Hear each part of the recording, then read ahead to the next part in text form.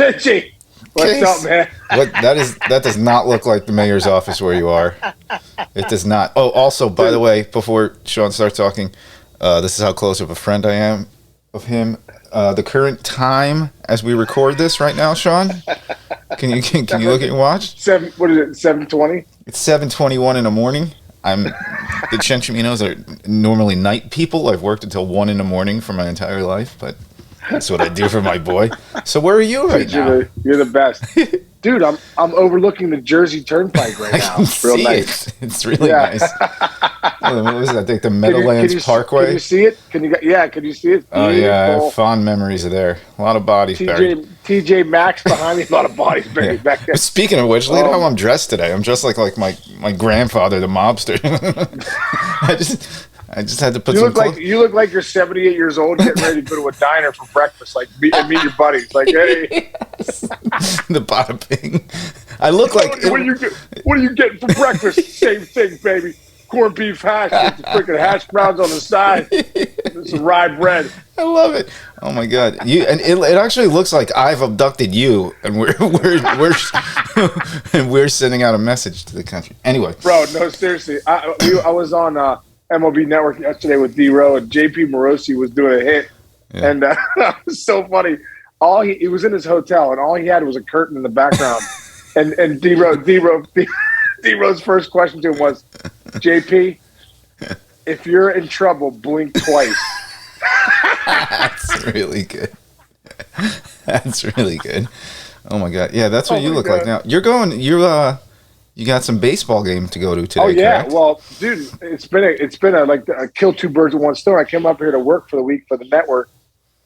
And then my son Andrew plays for the University of Dayton, and they're playing Fordham in the Bronx, which is great. And then last night, I met up with my buddy. Remember, obviously Pete Harnish. He's a legend on the mayor's office, but we haven't had him on yet. But right. I talked to him last night. He goes, whenever he's ready. So we're gonna have Pete Harnish on here soon. Excellent. Some of the best stories, funniest teammate ever. Yes. But his son Jack plays for Fordham. So we went out last night after the game, and we went and got dinner at a place like you look like you would go to if you're Tony from the Bronx. Michelangelo's. Have you ever been there? No. Really? Just because I'm Italian doesn't mean I go to every Italian restaurant in the tri-state area, Sean. I thought you did. I thought you were from Columbia. You'd figure out a way in the city to go. But dude, we went to this place called Michelangelo's. It was delicious. I got a rack of lamb. It was like I was eating just a lollipop. I was like, oh, that's delicious. So that was good. We had a great time. Then today, the reason we're doing this so early is Dayton's playing Fordham again at 11 o'clock. I'm flying out later today, so I'm going to go try and catch batting practice in the game. Nice. And then you're back here hanging out with me next week. Big award show. Then we're back next week. Bringing on my good buddy, this guy named Michael DeSanti. Awesome guy. Yeah. Life coach. Just wrote a book called The New Man Emerging. Great stuff. So fired up about that, too. Yeah, that'll be good. Hey, so we got some baseball to talk about. We've been doing this on a Funbag Fridays, talking baseball. Yeah. Thought we were going to kick things off talking about controversy with Kershaw a little bit. 80 pitches taken out of the perfect game. What was it, the 7th? Well, were you on the air? Were you on the air when that happened? 7, yeah. I was out. Yeah, I was on the air. I wasn't on the air at that time. But it was on the next day. Yeah, right. Yeah, dude. So what's your take? Well, I think my take is Dave Roberts. What are you doing? What are you doing, Doc? This is the second time you've taken a guy out in the perfect game after 7. I think the last time was Rich Hill, and Dave was the manager both times. But I kind of get this one. Shortened spring training. It's Kershaw who, obviously has had some, issues, some injury issues with his back and his shoulder and stuff like that. So for me, it's, I understand it this early in the year. Yeah. Perfect game. I get it. I know, man. But, I think it's one of those things too, like, okay, so what's it going to take for him to get the perfect game? Right. Is he gonna have 2 clean innings in the 8th and 9th and throw 110 pitches, best case scenario? Yeah, or does he grind a little bit and go deep in some counts and blah blah blah? Next thing you know, you're at one. Just who knows for your whatever that was, first or second start? No, I don't think so. There's a couple things. I mean, you could go both ways. There's this guy Matt Snyder did like 8 reasons why this was so complicated, which was pretty cool. He was a CBS Sports guy, but I have one comp I thought of. So Kershaw just turned, he's 34 this year. Right. So I was thinking, I'm like, this reminds me of 2012. Johan Santana was 33 years old, threw 134 pitches in that no-hitter. Terry Collins left him in. And this was a stat that really kind of threw me. He 8 strikeouts, 5 walks, no-hitter. The thing was, that lowered his ERA to 2.38 back then. For the rest of the year, he posted an 8.27, and he basically was out of baseball by the end of that season. So, wow, you remember that? You know, yeah, I remember that. I do remember that. Mets. Yep. So, I mean, you can, you know, he's Clayton Kershaw. There's another argument where it's like he's done everything, and if he were going to be, I mean, if he had a right to be selfish about that one and be like, let me get one more perfect game. But yeah, you know, well, I think the biggest thing with Kershaw, he wants to win championships at the end of the day. So it's a long season, Chinch. You know, yeah, they're hoping to get 25, 30 starts out of him. You know, and if you blow out now going for the perfect game, then you lose him for the season. That's a big deal. That's not worth it. Then the other guy we were talking about, because you were so excited about, was Vlad Jr. And which is funny because remember last week, I think at the end of the show, we were talking about how great it is when a player can grow up within the game, and of course Vlad comes out and hits 3 dingers. Oh man, it's unbelievable what he's doing. You know, I mean, just to take Garrett Cole 98 in off the plate, like 4 inches off the plate, not a strike, ball, ball. And tattoo it to left field, left center. I mean, it's just unbelievable. Electric hands. And it was funny. I was doing a breakdown the other day, and we brought his dad up too, because playing with Vlad Sr., Vlad Guerrero Sr. I mean, this guy had the quickest bat speed maybe I'm gonna put up there in the history of the game. Wow, he's up there for that. I mean, literally had such electric hands, and you could tell that Vlad Jr. grew up in the Vlad Sr. household. Yeah, that's true. And is it like Pedro's like his godfather? Like he had to be good. He had to be good. Pedro Martinez is a godfather. His dad had the most electric hands in baseball history. And he does too. I mean, it's unbelievable, man. 3 bombs. You know, hit the first one was a slider that he hit the dead center. You know, just so impressive. It made me think, dude, because I was like, you know what? It's like when you think about, man, if Vlad Jr. keeps going where he's going, I mean, he could be one of the greatest players of all time. And his dad is one of the greatest players of all time. And I was thinking about some of those comps. I was thinking about Bobby Bonds and Barry Bonds. You go back and look at Bobby Bonds' numbers, bro. Unreal. I think he was a 300 home run guy, 300 steal guy. You know, did some things like I'm you know, he's got some close to Cooperstown numbers too. I mean, it's pretty impressive. You know, when you think about the Guerrero. That's probably the best, the best comp you can make. Yeah, Bobby Bonds played from 22 years old to 35 years old. People don't talk about that as much. You know, MVP, 3rd in the MVP one year, 4th in the MVP another year. There you go. That's a great one. Crazy thing is that Vlad Sr. hit like career like 316 hitter, right? You were 302. How hard is that? Oh yeah, I was hitting 316, dude. Dude, he was hitting. I remember Vlad Sr. one time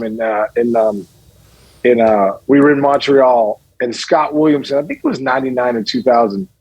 Scott Williamson like kind of brushed him back, and Williamson threw hard. Like he threw like 96, 97 miles an hour. He backed up Vladdy, and Scott Williamson was really known for his like split finger slider. It looked like a split. So he throws this split up to Vlad and Vlad Sr. was kind of like bothered by and I was like, I remember being at first base going, uh-oh. That's not a good look. That's not a good look. That's not the guy you want to piss off, right? So I think there was a guy we were up 1 run. There was a guy on first or second. Bro, the next pitch, he throws him a split. Vladdy hits it so far to walk it off. Oh my God. Walk it off in Montreal. I should have called time and went out to Williams and said, hey, listen, let's just walk this guy. Yeah. Because I think you just woke a sleeping giant. We don't need this guy. And bro, the next pitch, and it was a decent pitch. You know, it kind of it didn't do what it should have done, but he hit it how he should have hit it. Over in Montreal back in the day, they had like lower stands that no one sat in. Dude, he hit it over those. It went like into the night. If you could hit a ball into the night in a dome, so awesome. He did it. It just kept going. It's unbelievable. So that's what I mean. When I watch his son, I'm like, man, I've seen this act before. That's crazy. Did you ever hit 2 homers in a game? Oh yeah, a few times. Oh really? Times. What is that? That's so cool. I didn't like. Dude, everybody does it in high school, but Yeah, 2 homers in a game in the big leagues is fun. It really is. It's a cool feat to do, man. Yeah. It's just fun. I've never hit 3. I wish I would hit 3, but did you ever 2. You obviously try to hit a third one when you have 2, right? You have to try. Well, when you try, you never. When you try to hit over, you never hit them, so, yeah. Well, that's like Jeter had 19 homers for the last 15 games at one season because he was so obsessed with trying to hit his 20th homer. Did you hear that? Dude, I remember I had my 99th ribby. Oh, yeah. I hit 99 ribbies in 99. Remember we talked about the story with Pokey Reese on third, and I got out. Well, dude, I had 99 ribbies with 11 games to go in 2004, and I couldn't get a freaking ribby. I started to really get outside my game. I remember Barry Larkin one time. I'm facing Mike Gonzalez, a lefty pitcher in Pittsburgh. 3-0 count. I don't know if I've ever swung in a 3-0 count. I always all right, get it back to 3-1. I'm still in the driver's seat. He throws me a 3-0 count. It's like 2 guys on. There was a guy on second, and I was getting no guys running scores. Nobody was on position. Yeah. He throws one at my face, and I'm like, I tomahawk chalked it. And I remember I didn't get a hit there, but he walked me the next pitch. But Barry Larkin after the game was like, bro, I've never seen you do that. I go, I'm not getting 99 RBIs again, bro. I got to get that 100 RBI. Well, 99 RBIs again, Jake. 11 games to go. Took a total dump. That's crazy. How about when Gary Sheffield told us the other day that he figured he should just sit on 499 homers, and I was like, "What? You were so traumatized by that. We're like, how could you not try to hit one more?" I was like, you could now 499 homers, 500 homers is the magic number for Cooperstown. I'm like, no, Chef, you got to go for it, and he did, and got it. So I'm glad he did. Yeah, that's crazy. But so from power to Stephen Kwan, bro, what is this? Bro, it's unbelievable, this kid. Broke camp with the team. He's raked in the minors the last couple of years. Not like a big power guy or anything like that, but just a contact guy, which teams need, bro. You win with guys like Stephen Kwan now. We're proving that, right? Like good at bats. Dude, he's got 8 walks. He's got 8 walks already. 8 walks, bro. 8 walks. He didn't swing and miss. I don't want to say it for like the first 6 games, 5 games, didn't swing and miss. So how about this? I'm looking at Baseball Reference. Let's go. You know how they do the 162 game average? So if he finishes this out and drags it out, he'll wind up with 135 RBIs, but no homers, 27 triples, 54 doubles. He's going to hit 526 this year with a 1.392 OPS. He's on pace. Terry Francona will be very happy if Stephen Kwan can pull that off. But that just tells you like how his at bats are going. Where he's like he's got doubles, he's got triples, he's got a billion walks, and he's not going to hit home runs. What's his size? Let's see here. He's not a big dude, man, but he can run. 5'9", 170. 5'9", 170. He can run. He put the ball in play, dude. You can't sneak a fastball by him. This kid can hit. Yeah, which, by the way, hold on. 5'9", 170, what is that in fake baseball terms? He's probably like 5'7", 155. You guys all lie about You guys all lie about your height and weight, right? Yeah. I think I'm 6'3", but I was 6'4" in the program. I was 235, but I said I was 225. So he's about $145. Anyway, sorry, keep going. Well, wait, one guy who's also the most dominant player. I'm sorry, you keep going. His teammate Jose Ramirez is dominating too, man. Oh my God! The great thing about Ramirez, man, signed that big contract in the offseason with the Indians, which is awesome. But man, this guy is hitting for power, righty lefty. Right. As of going into the game Thursday night, he had already driven in 14 runs. It's crazy. 14 runs in like 8 games. Something ridiculous. He was 12 for 25 to start the season. Is that good? 14 RBIs. Is that good? 14 RBIs, dude. What a machine. Man. Yeah. And like I said, righty lefty has being a switch hitter in the big leagues. That's not easy to do. There was at a certain point, I think it was like a couple years ago, like when he was really pushing for that MVP. I think it was 2020, where his career splits were almost identical, righty and lefty, all the way down the line. Can you explain how crazy that is? It's so hard to do, man. So I remember talking to Lance Berkman. He used to say, "Man, it's just like my more power righty, I'm a better hitter lefty." He's like, like it's so confused. It's so when I take swings in the cages, I get my right brain working, my left brain working. It's so hard to be consistent as a switch hitter, and for him to have like almost identical numbers.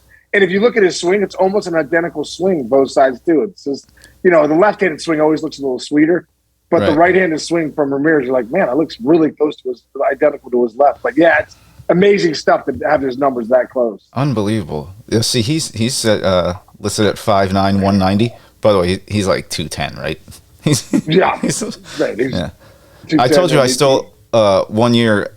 We were at the All-Star game, and it was the what do you call it? The what is it? The red carpet thing that they do. The whole family. Oh yeah, red carpet show. Yeah. And he was running late, but I didn't know this. I stole his USA Today newspaper because he was, he was next door. His hotel room was next to mine, and I was like, Dude, "Oh man!" It wasn't. I didn't have one in front of mine or whatever, and so I took it and I whatever, and I get ready, and then when I open the door, I see it was like his entire family. There were like 45 people, and they were all ready. And he was just wearing boxer shorts, and he had no shirt on, and they were all yelling at him because he was going to be late for the red carpet. And I was like, "Oh shit! I stole Jose Ramirez's USA Today." He probably wanted to keep that for he was at an All-Star game. Dude. That's so funny. That is so funny. Oh my god! Yeah. I was just telling a story the other day. Speaking of newspapers, bro. Yeah. I don't know if I've ever told this story on air before, but I used to deliver the Pittsburgh Press, which is the afternoon paper. But I was in 7th grade, just grinding for responsibility. You know what I mean? Oh man, I am not responsible to deliver these people's papers every day. So it was the afternoon paper. I'd come out. I did it for a year, probably a year and a half. But I don't know have you ever delivered papers, Chinch? No. Okay, dude. Well, you need to. You can't. I look like I deliver papers. You look like you're delivering. You look like a newsie right now. Yeah. So, dude. Every day, and the streets that I delivered to were a couple streets away from mine, and in Pittsburgh, this hilly. So I'm like, oh man, I got to walk all the way over to Southern Island, Saxony Drive. So on Wednesday, bro, they would do a little stuffing. So you'd come home. So it was tough enough to just get the papers in the bag, but then they had these little stuffings you had to put in. So I'm like, I remember coming home. It was 6 months into it. I'm like, you know what? I just had a bad day in 7th grade. I was getting picked on. I think I was dropping a bomb in school, and they're like, Casey's dropping a bomb, in the bathroom, and I'm like, oh man, I remember coming home, I'm like, oh man, this is a terrible day at school. I remember looking at the inserts for the Wednesday papers. I'm like, bro, I'm not doing this. So I go over to the sewer in the street, and I just shove them. I shove all these big things of stuffings of papers down, all the coupons and stuff that people love. I'm just shoving them down and I'm like, So next Wednesday comes along. I was like, hey, that was a great idea I had last week to shove these. So, bro, for 3 months, I'm shoving these Wednesday afternoon stuffing down the sewer, right? So the next Wednesday I come back from school, coming down the street, the road's closed. But that one of those signs, it's my street's not a busy street. You have to live there. So the road's closed. I come down. There's this huge crane and this big backhoe, and they're digging up the sewer, bro. Oh yeah, you stuffed up the neighbor.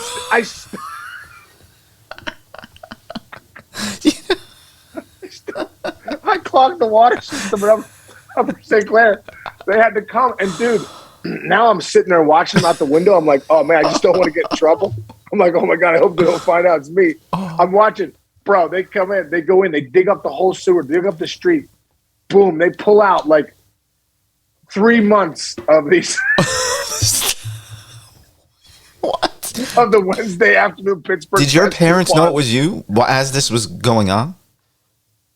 They're like, no one knew. And then when the papers came up, my mom's like, Shawnee, why is there so many newspapers in the sewer? I go, I go, who the hell, what's this? And then I start justifying it. I'm not getting paid enough, Mom, to stop the Wednesday. What did Joan Casey say? She must have been not happy. She was like, this is ridiculous. This is ridiculous. You're going to take more responsibility. Those people want their coupons. You can't be. And my mom was a big coupon lady. Oh, yeah. Dude, we only shopped at all the clothes I had growing up were the Round Again Sports, all the TJ Maxx. I'm like, can we one time go to Nordstrom's or Macy's? The Casey's don't shop at Nordstrom's or Macy's. We're going, and so when she found out I was stuffing people's coupons down the freaking sewer, she was pissed. She's like, you can't stuff the coupons down there. And it's that's I wait for those things. I'm like, Mom, take it easy, all right? Jesus. Oh my God, that's unbelievable. That is so great. I could just picture that. I really wish I could. I wish I could go back and see 12-year-old Sean Casey, because I just You had so much teen angst, and you know what's funny now? You're a dad now, right? What would you say to your kid? You would say the amount of effort it took for you to stuff those things down there. You could have been done stuffing the actual newspapers. That's so true. It's like cheating on a test. I'm like, exactly. the time you took to make that cheat sheet and figure out a way to do it, you could have studied and got an A+. Or like making the cheat sheet, you're actually studying because you would make the cheat sheet and then you would get in the classroom and you'd be like, you're like, wait a minute, I know this. How do I know this? It's because you studied all night trying to cheat. You studied how to cheat, so you learned the Bill of Rights. You memorized it. It's so stupid. Kids are so stupid. So ridiculous. Unbelievable. Anyway, all right, so you got to get rolling. I remember my buddies in college were doing a seating chart for like a biology test. They're like, all right, this guy sits here, this girl sits here. I'm like, bro, you've been working on this seating chart for 3 days. Why don't you just study? Why don't you just study? You know. Oh my God. Do you know way back in the day? This is a great story. My brother wasn't the greatest student. You know my brother Rob, but he did his thing. But so they had the SATs were, Saturday morning, whatever. Way back in the day, I think it was a New York Post. This was a huge thing in New York. Some kids got the results. They got the Scantron, like A, D, B, C. They got the whole test. Right. And they broke in. It was either the Post or the Daily News. They broke into the printing press and printed the answers, like the score, like a perfect SAT score, on the front page of the newspaper. So everybody woke up in the morning. My brother had literally down his from his top of his under his right breast all the way down his right leg. He had the 3,000 answers to the SATs written there. But they just banged the test. Nobody had to take it. And I think they all got college credits and they just blew off the SATs that year. So it worked out great anyhow. Oh my God, it was the greatest thing that ever happened to my brother. He was so excited because he wasn't a real test taker, if you want to say. But anyway, all right, you got to get rolling, man. You got a big game. What time is first pitch? Yeah, game time's at 11. But I'm getting over there for BP, bro. Yeah, that's great. I'm going to go back to sleep.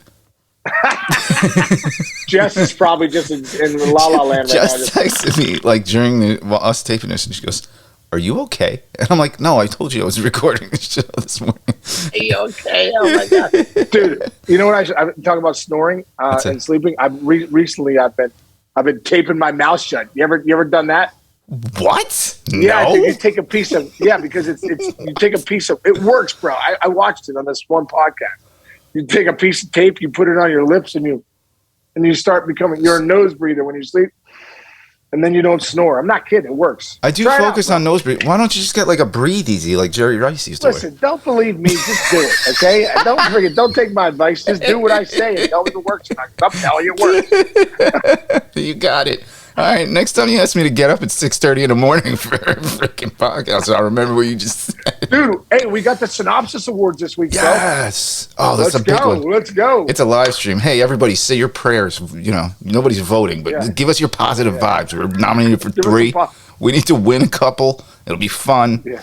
You can see us in a more global, we get popular after this. You fans that have been with us this whole time, you're all coming with us. We're going to move to the Ibiza together, all of us. It's Ibiza. Yes. Right. And everybody out there, please continue to subscribe, download, and send it to your friends. Yes. Retweet what we tweet or something. Yes. Do whatever. Do anything but we you are can. Growing, Chinch. We are growing. I know we are. We see it. The numbers are going up, which we're very excited about. The more people that subscribe, the more we can do this for, like I said, our loyal fans, and then we're being Ibiza in about a year and a half. Yes. Ibiza. All right, buddy. All right, bro. Love you, Chinchy. Love you, buddy. Talk to you later. See you, man. This week. I'll see you. Okay, bro. I'll see you at the awards. All right, buddy.